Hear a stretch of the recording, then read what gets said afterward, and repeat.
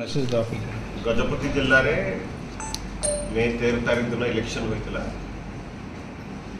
parliament assembly आम Brahmapur parliament constituency गोटे part दुईटी assembly constituency आम मोहना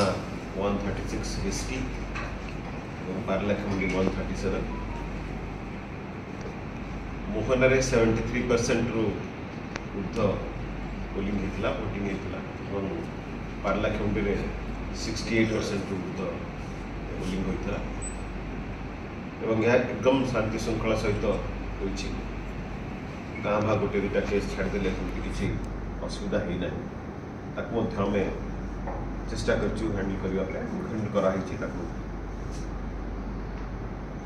व्यतीत आम बर्तमान 4 तारीख जो काउंटिंग अच्छी तापाई संपूर्ण भाव प्रस्तुत हो एसकेसीजी कॉलेज जो कि स्ट्रॉन्ग रूम कराई डिस्पर्सल कराइला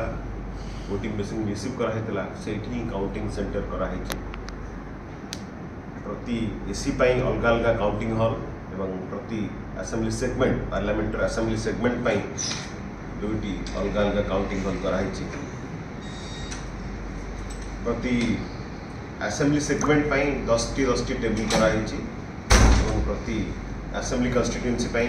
12 लेखाएं टेबल कराई कारण असेंबली कन्स्टिट्यूएंसी आमर पोस्टल बैलेट काउंटिंग हम किंतु असेंबली सेगमेंट जो पार्लियामेंट असेंबली सेगमेंट अच्छी तार पोस्टल बैलेट काउंटिंग ब्रह्मपुर आम आशा करूँ संध्या सुधा काउंटिंग ठीक भाव व्यतीत दुईटी बूथ गोटे मोहनार और गोटे पारलाखेमुंडी मक पोल से डिलीट कर आर माने कंसर्न पॉलिटिकल कैंडिडेट मान को इनफॉर्म कर दुईटी बूथ रे गोटे मोहना गोटे पारलाखेमुंडी से इनफॉर्म कर पत्र माध्यम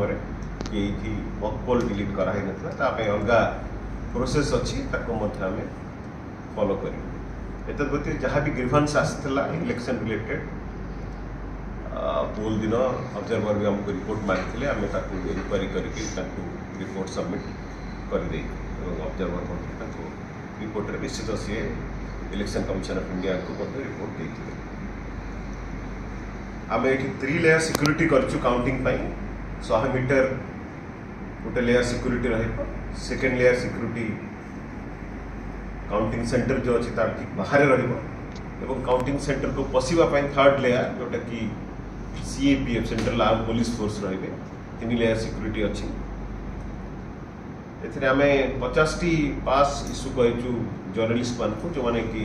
कवर करेंगे जो 100 मीटर भीतर को जापर मीडिया सेंटर आम करूँ मीडिया सेंटर रे जो मान पाखे पास थी से मीडिया सेंटर पर्यंत भीतर को जापर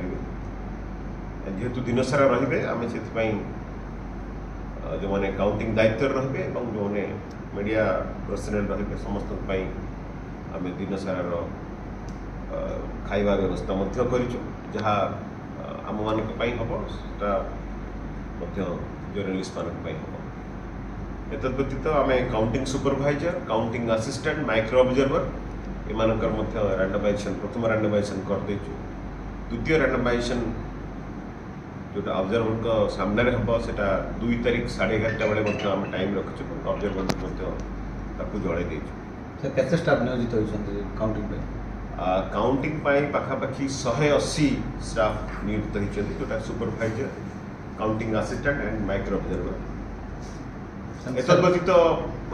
किसी चतुर्थ श्रेणी कर्मचारी रे जो कि बैलेट यूनिट आणवे काउंटिंग हॉल को आणवे से अलग अलग रास्ता कराई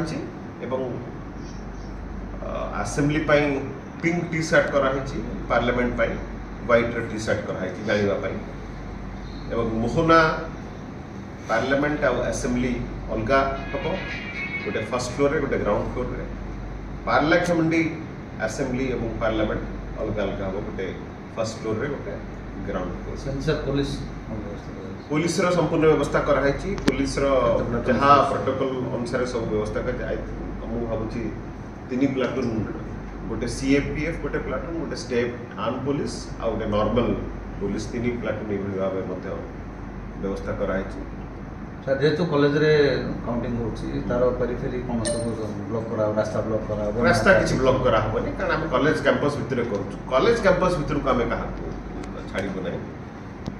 मेन गेट पाकर फ्रिस्किंग करा हबो एवं हमें जो